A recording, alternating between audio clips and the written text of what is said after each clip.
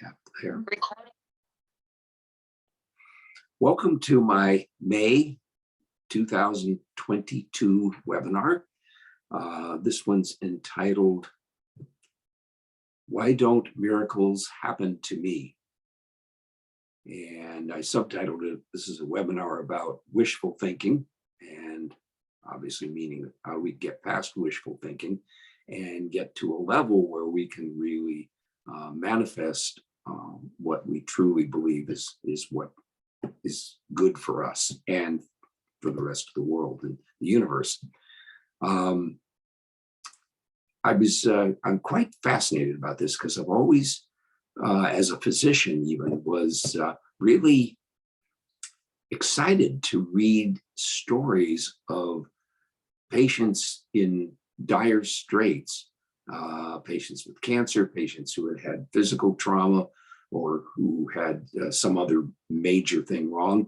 And basically the physicians wondered whether the patient would recover, and they did. And certainly as a physician, and I think most physicians experience this,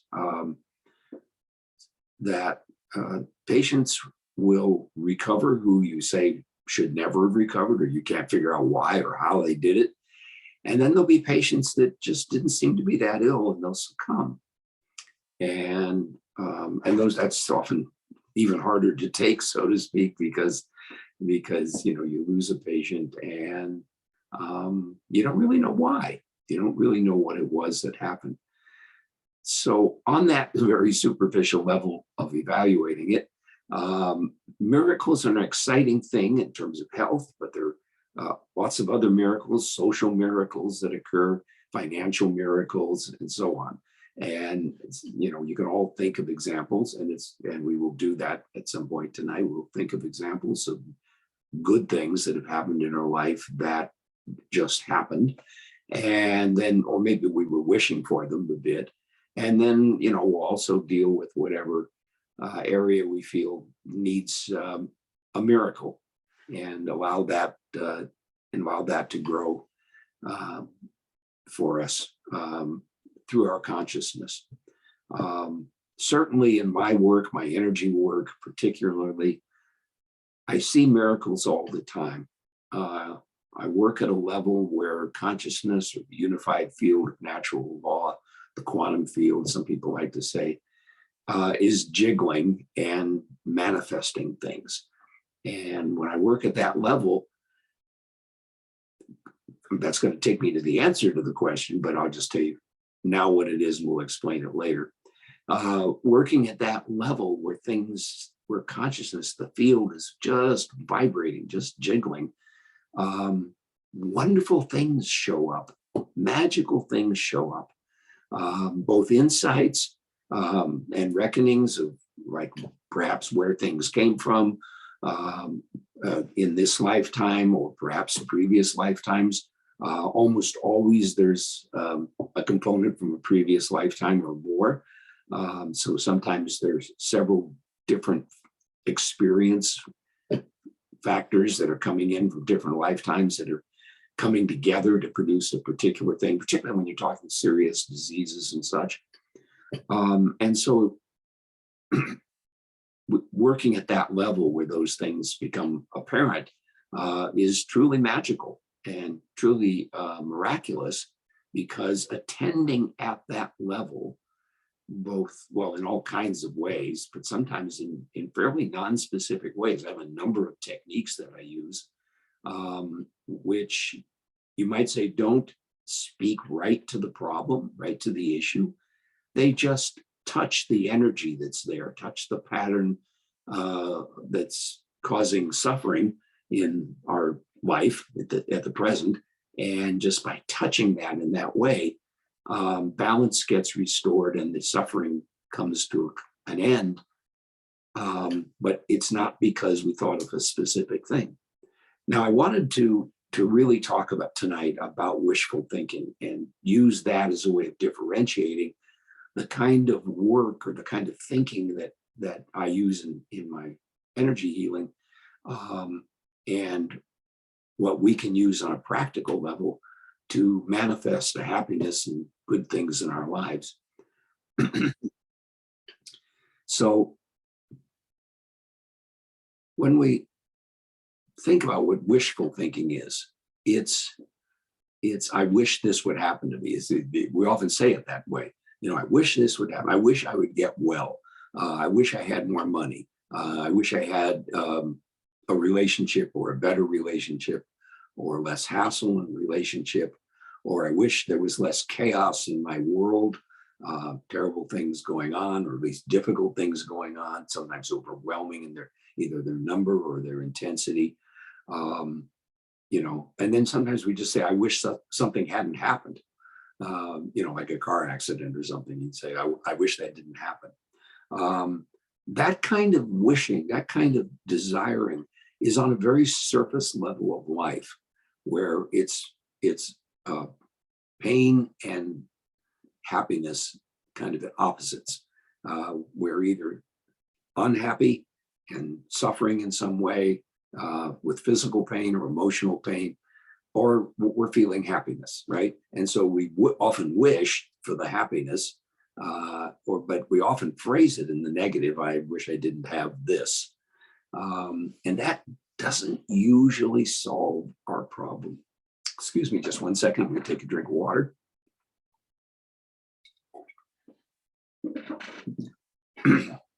Wishful thinking isn't actually all that helpful. It doesn't get us what we want. And in fact, the non-fulfillment of our wishes, wishful thinking, often has a deleterious effect of making us feel frustrated and sadder, because we don't seemingly have the power to change what's unhappy in our life. So it's often phrased in the negativity like that we can't change what is hurting us. We can't get rid of it. And we can't make good things happen to us, like in a relationship, or find a relationship. That it's not there. And I think we're all trained by family and schools, and particularly our entertainment, our movies especially, but also a lot of books. That is where somebody desires. It's often just on that level of wishful thinking. In fiction, of course, things usually work out to some degree. Every once in a while, somebody writes a script or a book with an unhappy ending. It's kind of a way of jarring people, and making them wonder, how could we ever be happy, given the way the world is, or the way things play out in the world or in our lives. And so we can wallow in that unhappiness, or we can work at a whole different level. Now, I think probably everybody knows something about the law of attraction, and I probably know only about that much, a little tiny bit. But it's basically that we bring to our life what we think. And that's thinking that is not logical or labored through. That is, we don't think it through. This is just the subtle thoughts that are in our minds that we often don't even pay any attention to, or don't realize how negative we are about our lives. And so that kind of suffering that's going on in there, it can dominate yet not be dominant in the awareness. And so I think that's a very important thing that we want to look at tonight as we're working in the group clearing session, is to look at what are we really thinking about our life. And so, if we are not well, and in some way, and we want that to be different, where is our attention really? And so it can be valuable, just so you get oriented to where you are and towards how you're going to use the law of attraction, to get a real look at what are the subtle thoughts, the things that are going on in the back of your awareness rather than up front, where you can logically think them through. that's an important point, I think, another important point. And that is we tend to think that manifesting in our life is done by logic. It's done by thinking something through. I remember a businessman that I knew long ago, and a wonderful person. I really liked them. And he said to me one day, he said, there is a fundamental thing he had learned about life. And that is there was no problem that couldn't be solved by further knowledge, by gaining more knowledge, by careful analysis, and by determination. And I, at the time, I thought that was a kind of a cool thing to think. Because on a practical level, that may be often true, but not always. And it's, many things today in this rather complicated and technological world, we are not going to be able to gather enough knowledge. I'm going to give an example. It's a very personal example, but I've been building a house, as many of you know, and we're getting fairly close to completion. I have to be out of the place I'm in right now in 2 weeks. And so, remains to be seen where they'll be in my new place in 2 weeks, or moving in with my daughter, which will motivate my son-in-law to finish the project, I'm sure. I'm losing my train of thought. There's a motivation to accomplish something. And, we often just see the goal, but we don't see the meaning of the goal, the essence of the goal, what it is we really want. And, yes, we want a nice place to live. Certainly I've been going through that. But finding that a lot of decisions have to be made, and I don't know enough about practically any of it. I don't have any particular skills as an interior decorator, and don't really have a budget to hire somebody to, really make the place, super. I think it'll be nice when I'm done, but I have confidence in that. But the truth is, I'm just feeling my way through it. I don't really know much. But that's kind of one of the secrets of the thing is, and I use the example of doing the next right thing. I don't really know how to make the decisions because I don't understand things that are behind them. And I don't have the time or just, it would just take so much attention, which means time, to learn enough about any of it to actually be able to make what we call an intelligent decision, because these decisions are made on the conscious level.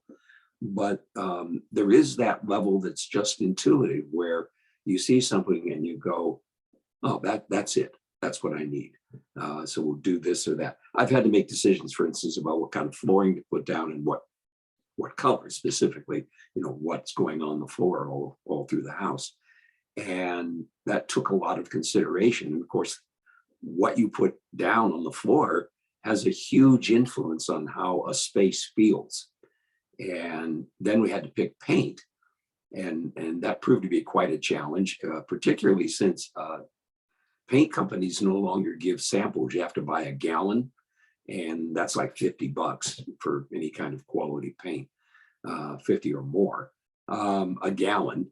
And of course, it takes gallons and gallons, $5. That comes in 5-gallon buckets. And so you really want to get it right when you pick the paint out. But the paint has to go with the floor. Plus, it has to go with what your overall color scheme is going to be. And are all the rooms going to be painted the same? Or are you going to do different paints on different walls? So we got some samples and didn't like them. And I was, I was talking to my builder about, are we going to get more samples? And he said, this is going to run into a lot of money. And he gave me an example of somebody who was very particular about what they had in their house. And they spent a couple of $1,000s on samples and putting them up on the wall to see, how the color worked. I felt kind of lucky, therefore, when after the first round, when we went like, that's not going to work. Let's go look at the color palette again, the little cards you have all the colors on. And, I was looking at one that had 5 shades of any, whatever the base color was, and was probably 50 or more cards in the deck, so to speak. So there was like at least 250 discrete colors. And, when you see it like that, it's like, whoa, those are really subtle differences, some of them. So we finally found a color that was the right color. I'm kind of going on here, but I realize, but I think it's important to see how, you can come up with a rational plan. You got something you think through, but ultimately what works best is having just that subtle feeling into it. That looks good. And of course, nothing ever looks the way you think it's going to look until you have it up on the walls when you're painting. And then you get a whole different sense because it interacts with the color of the floor. And the ceilings were white. We decided on white for the ceilings. And so those ceilings were white, but we had to try to find the wall coverings. And we actually came up with a really good color. And once it was up on the walls and I walked in and looked at it, we're like, yeah, we nailed it. The floor is just the right saturation, and the walls similarly. And the color of the paint goes really well with the floors. And now we can put some furniture in there and some carpets, and it's going to look really nice. So that's a fine example of how your intellect can go one way, but your subtle level has to, may very likely go a different way. And tuning into that, it really is like tuning in.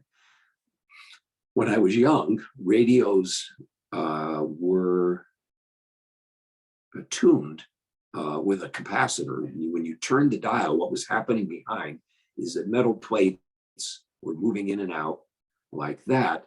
And that would change the capacitor and change the tuning then on the radio. So I have a very visual sense of what it means to tune in to something, and tuning into your subtle thoughts is really tuning into feelings, really tuning into something that's very, very delicate. And if you're relaxed while you're considering whatever it is you have to do, if you can stay at ease, you get that sense, this is what I should do. This is going to work. And then you get to see whether or not it worked. And again, whether or not it worked means, how do you feel? So again, it's on that level of fine feeling rather than a level of analysis. That's just the right amount of light in the room and so on and so forth. It can be just on that very subtle level where you get a sense of it, I think is probably the best way of putting that. So we want to get out of the habit of wishful thinking. We all do it. But to get out of the habit of wishful thinking and to tune into a direction that we're needing to go, what you might say, what nature wants us to do or what to happen to us, and flowing with that. And sometimes nature is spanking us and kind of giving us a bad time, like I'm going through right now, as I described, the last few days have really been just unbelievable, the kinds of things that have happened. And then sometimes things are going well for us, which gives us a sense of powerlessness, right? If nature's deciding what to do, it's like we don't have any control. But the principle of the law of attraction is that, yes, we can manifest in our life things that we want, but they have to be not on that level of, I want a lot of money kind of thinking, but wealth would help me, do this, that, and the other thing. And I would try to use it very wisely. So it's fairly easy to get into that, but we have to develop it as a habit. And, meditation and other practices that help to settle the awareness and remove the stresses and strains in the body and the physiology that would allow us then to experience those very subtle states of feeling, um, will make life a great deal smoother. Stuff will still happen. I have to put that point in. It's a very important point. Stuff will still happen that we don't really want. And that's because living in a material world, so to speak, things happen. Often, for those of you who know astrology, there are more malevolent planets than benevolent ones.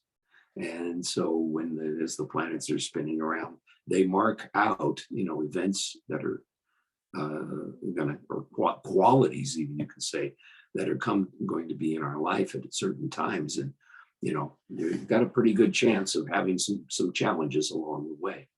But how you respond to those challenges is very important. And it's great to get in the habit of just being very, very easy with yourself, and taking it as it comes, is a good expression, which means a level of acceptance, but not necessarily passivity.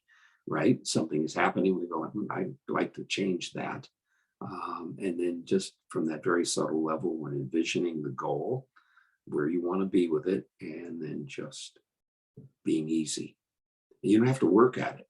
You just have to be easy with that. So that's the basic plan, and that's the basic notion behind miracles and why they do or do not happen to us. So I will end this portion of the webinar, and then in a few minutes we'll take up the group clearing session and actually go through a process where we'll clean out some of the energy that surrounds our desiring. All right, thank you, and it's been delightful. Now I'm going to try to shut off, and I don't know how to do that. There we go.